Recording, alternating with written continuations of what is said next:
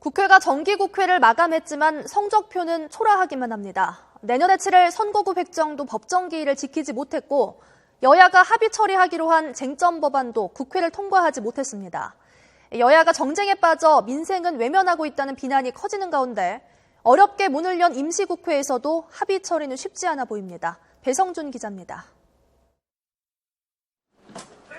지난 9일 19대 국회 마지막 정기국회는 117개의 무쟁점 법안을 처리하고 막을 내렸습니다. 오늘 회의는 이것으로 마치겠습니다. 산회를 선포합니다. 이번 국회는 여야의 정쟁 속에 역대 최저인 30%대의 법안 가결률을 보이며 14대 이후 최저라는 불명예를 안았습니다.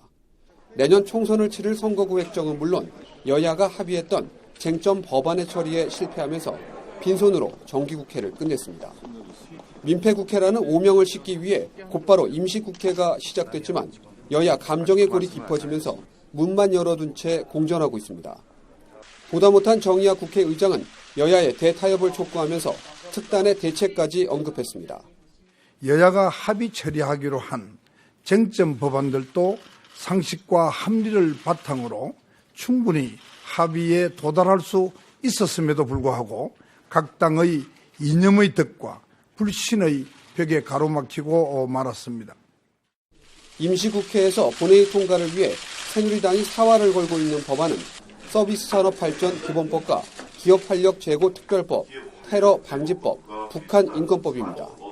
서비스 산업의 영역을 확대하고 공급이 과잉된 산업의 재편을 원활하게 해 경쟁력을 강화하기 위한 것으로 경제 활성화를 위해 한시가 급하다는 입장입니다. 새정년이 청년 고용 대란이나 경제 파탄에 책임질 것이 아니라면 당장 임시국회에서 법안 처리에 협력하는 책임 있는 모습을 보여주기를 다시 한번 강력히 촉구합니다. 하지만 새정치민주연합은 쟁점 법안들은 해당 상임위에서 충분한 논의 이후 처리가 가능하다며 급할 게 없다는 의견입니다. 특히 내년 6월로 끝나는 세월호 특별조사위원회의 활동을 2017년까지 연장하는 법안을 받아들여야 임시국회 회기 일정 협의도 가능하다고 맞서고 있습니다. 전 원내대표 때부터 날짜를 박아서 합의하기로 한 여러 차례 합의가 역사상 흔적으로 묻어있는 법입니다. 이 법부터 합의 이행을 하시기를 바라는 것, 그것이 조건입니다. 노동 5법을 놓고는 여야의 이견이 더 팽팽합니다. 특히 중장년 일자리 창출법과 비정규직 고용안정법에 대해서는 여야가 의견 차이를 한 걸음도 좁히지 못하면서 상임위 상정조차 되지 못하고 있습니다.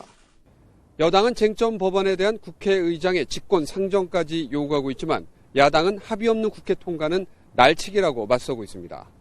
여야가 좀처럼 돌파구를 찾지 못하면서 임시국회도 빈손으로 끝날 것이란 우려가 커지고 있습니다. YTN 배성준입니다.